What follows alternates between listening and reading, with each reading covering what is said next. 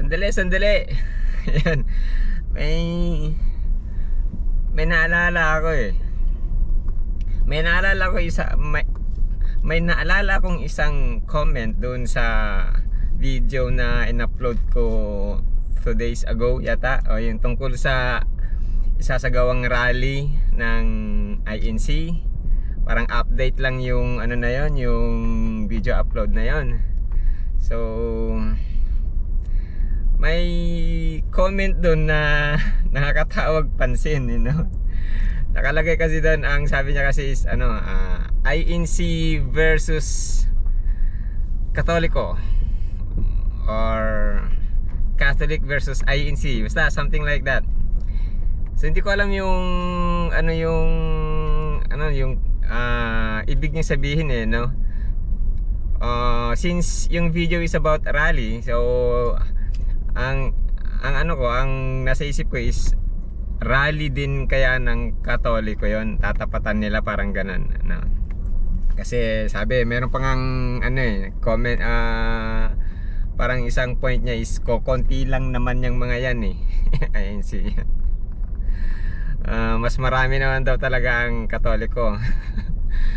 Oo naman, syempre, di ba? Hindi na natin kailangang pagtalunan yun. Hindi kami makikipag-argue with that, no? Mas marami talaga ang Katoliko. So kaya lang, rally yan eh. Rally yung pinag-usapan yan. Hindi naman yan paramihan ng dadalo sa rally. Hindi naman yan paramihan ng susuporta. Kasi ang importante dyan kung ano yung ipinagrarally, diba? May mga Katoliko nagrarally tuwing Mayo 1, Katoliko yung mga yun eh, diba? O kaya tuwing sona ng presidente, diba? Mga karamihan doon mga Katoliko eh, pero hindi naman sila ganun karamihan na nagrarally. Pero ibig bang sabihin kung konti lang yung nagrarally, wag nang pansinin ng kinaukulan? Hindi it's unfair. Pag may nagrally, kailangan binibigyan pansin ng kinaukulan. Sino ba yung kung ano yung panawagan. Hindi nakukuha sa paramihan yan, diba?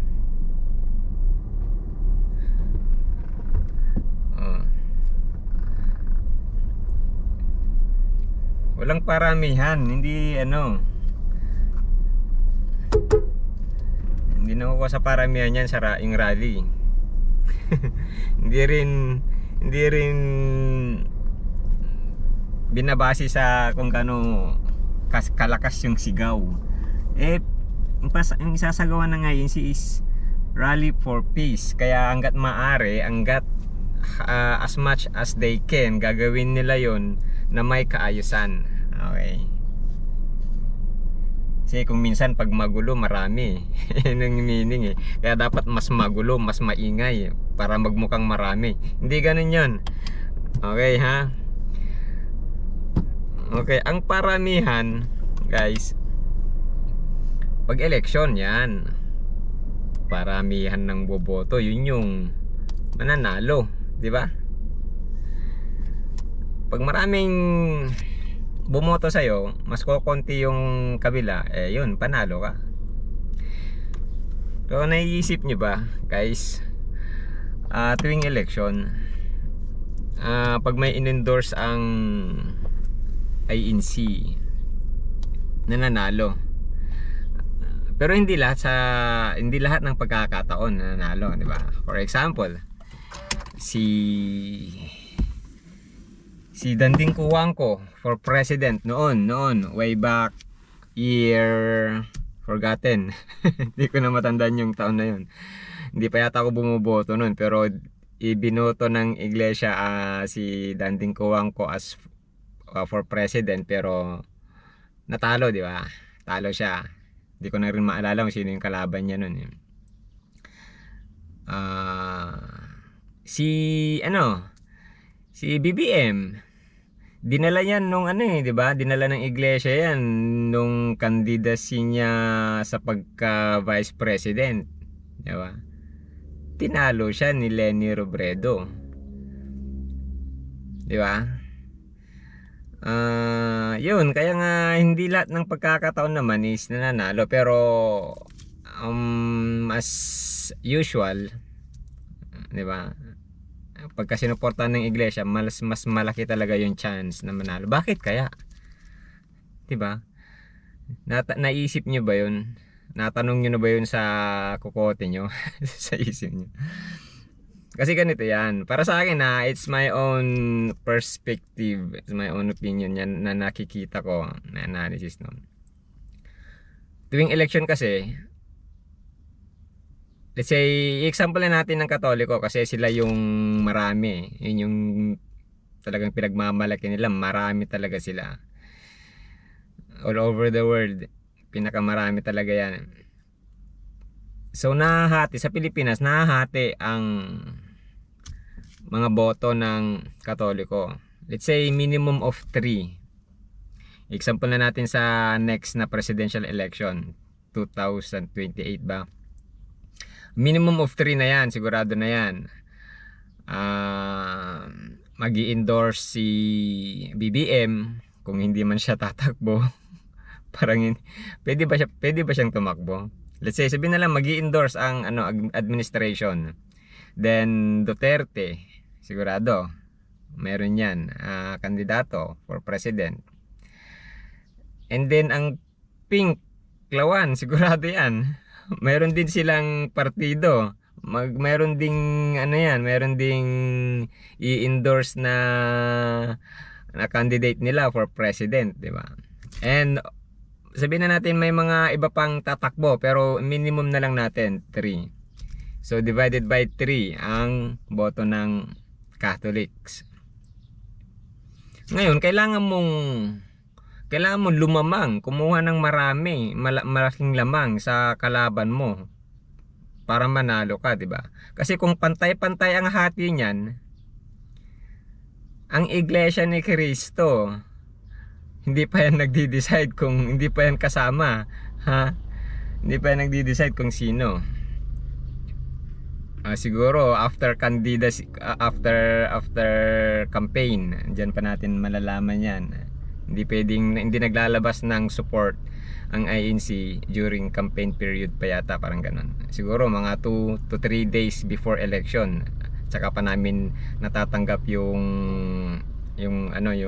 endorsement o mga circular kung sino yung mga suportahan.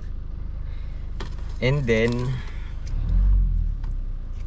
kailangan lumamang ng malaki yung kung yung isa para hindi man niya makuha yung support ng INC, safe siya. Pero kung pantay-pantay, maliit lang yung diferensya ng inilalamang niya sa makukuha niyang boto sa Katoliko, tagilid siya. Kasi ang INC nagiging tiebreaker yan eh. 'Di ba? Tiebreaker yan eh. Ngayon, kung kunyari, let's say sabihin na rin natin, yung isa na lumalamang lang ng 3 million doon sa dalawa. Tapos kumampi ang INC dito sa sumuporta rito sa kalaban niya, which is at siguro naman more than 3M yan.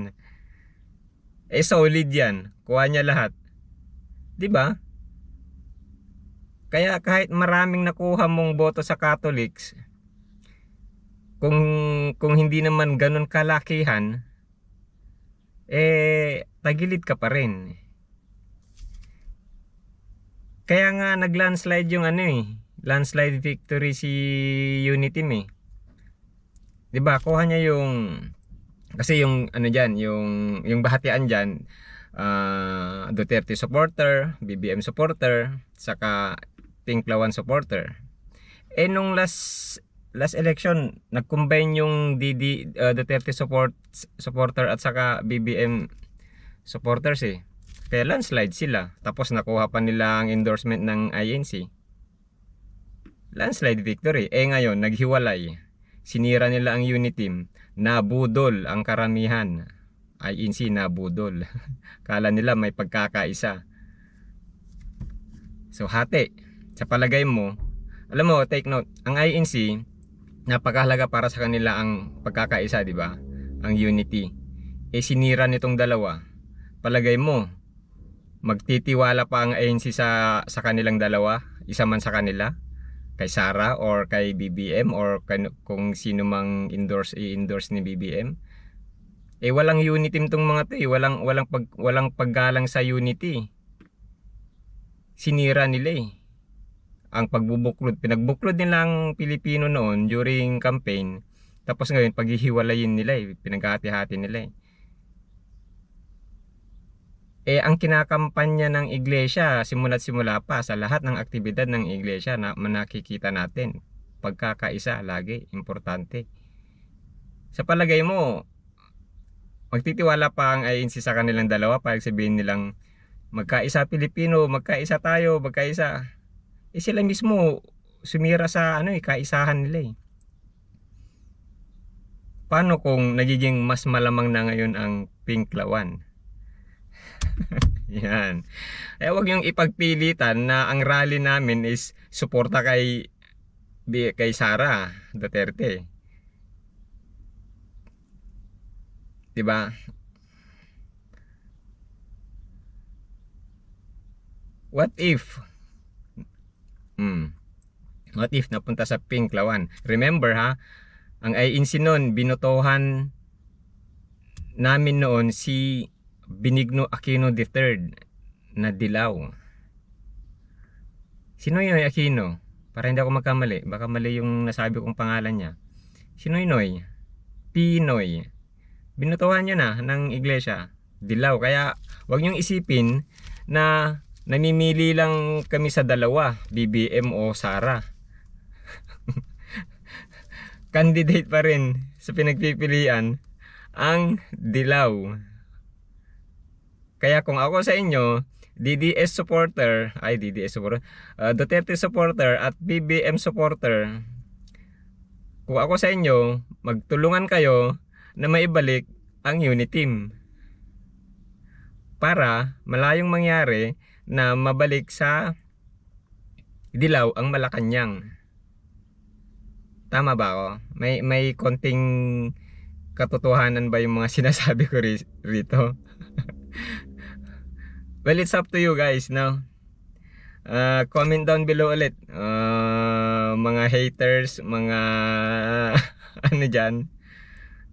Comment down below. Ipopost ko to siguro mamayang gabi. Kasi magtatrabaho pa ako. Okay, that's all for now. And until the next one. Thank you.